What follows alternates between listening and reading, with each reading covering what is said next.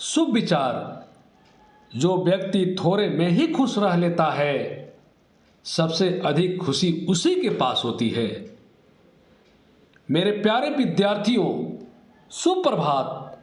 मैं हूं doctor Chhotelal Gupta, assistant professor, विभागाध्यक्ष, हिंदी विभाग, जमनीलाल महाविद्यालय, हाजीपुर वैशाली।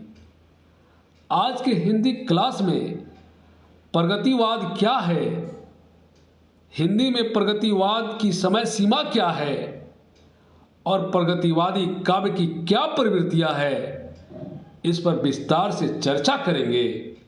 अब आप ध्यान से सुने। प्रगतिवाद, प्रगति शब्द का अर्थ आगे बढ़ना है, किंतु हिंदी में प्रगतिवादी शब्द का प्रयोग इस अर्थ में नहीं होता। जो विचारधारा राजनीतिक क्षेत्र में साम्यवाद या मार्क्सवाद कहलाती है, वही साहित्यिक क्षेत्र में प्रगतिवाद के नाम से जानी जाती है। इस प्रकार हम कह सकते हैं कि साम्यवादी विचारधारा के अनुरूप लिखी गई कविता प्रगतिवादी कविता कहलाती है। साम्यवादी विचारधारा के आधार पर समाज को दो वर्गों में बांटा जा सकता है, एक शोषक वर्ग और दूसरा शोषित वर्ग। शोषक वर्ग के अंतर्गत वे पूंजीपति, मिल मालिक, उद्योगपति और जमींदार आते हैं, जो गरीबों और मजदूरों का शोषण करते हैं। दूसरा शोषित वर्ग के अंतर्गत गरीब, मजदूर, किसान और श्रमिक आते हैं, जिसका शोषण किया जाता है।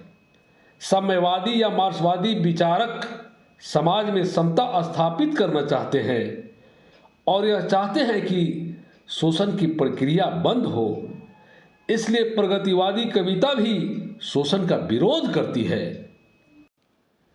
हिंदी कविता में प्रगतिवाद, हिंदी काव्य में प्रगतिवाद का प्रारंभ सन 1936 ईस्वी से हुआ। 1936 ईस्वी से 1943 ईस्वी की कविता प्रगतिवादी कविता है। हिंदी साहित्य के वे कवि जिन्होंने साम्यवादी विचारधारा से प्रभावित होकर काव्य रचना की, प्रगतिवादी कवि कहलाए। इनमें प्रमुख हैं केदारनाथ अग्रवाल, नागार्जुन, रामविलास शर्मा, शिवमंगल सिंह सुमन, डॉक्टर राघेय राघव और त्रिलोचन शास्त्री। इसके अतिरिक्त सुमित्रा नंदन पंत, निराला, रामधारी सिंह दिनकर, नरेंद्र शर्मा आदि की रचनाओं में भी प्रगतिवादी तत्व उपलब्ध हैं। प्रगतिवादी काव्य की प्रवृत्तियां, शोषितों की दीनता का चित्रण।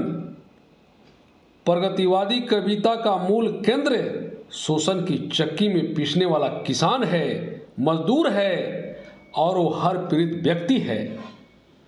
प्रगतिवादी कवि ने शोषित और शोषक का तुलनात्मक चित्र उपस्थित करके सामाजिक विषमता का उद्घाटन किया है। दिनकर के शब्दों में, श्वानों को मिलता दूध वस्त्र, भूखे बालक अकुलाते हैं, माँ की छाती से चिपक ठिठुर जाड़े की रात बिताते हैं। शोषक वर्ग के प्रति घृणा। प्रगतिवादी काव्य में शोषक वर्ग स्वार्थी, अन्यायी, निर्दयी और कपटी होता है। शोषक वर्ग के अंतर्गत व्यापारियों, जमींदारों, उद्योगपतियों को लिया गया है। ये लोग स्वार्थ सिद्धि के लिए पूंजीवादी व्यवस्था बनाए रखना चाहते हैं और जब तक पूंजीवादी व्यवस्था बनी रहेगी, तब तक शोषण का अंत असंभव है। प्रगतिवादी अब इस व्यवस्था को भंग कर देना चाहते हैं और कह उठते हैं, हो या समाज चिथरे चिथरे, शोषण पर जिसकी नींव पड़ी। धर्म और ईश्वर के प्रति अनास्था। प्रगतिवादी कवि धर्म और ईश्वर में विश्वास नहीं करता, वह इन्हें शोषण का हथियार मानता है। इसीलिए प्रगतिवादी कवि ने धार्मिक विश्वासों और रूढ़ियों को तोड़कर विप्लव के गीत गाए हैं।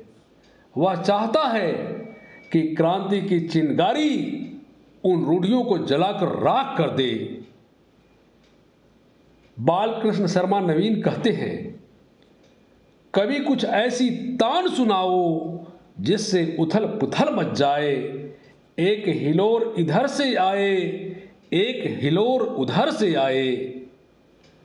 नारी चित्रण।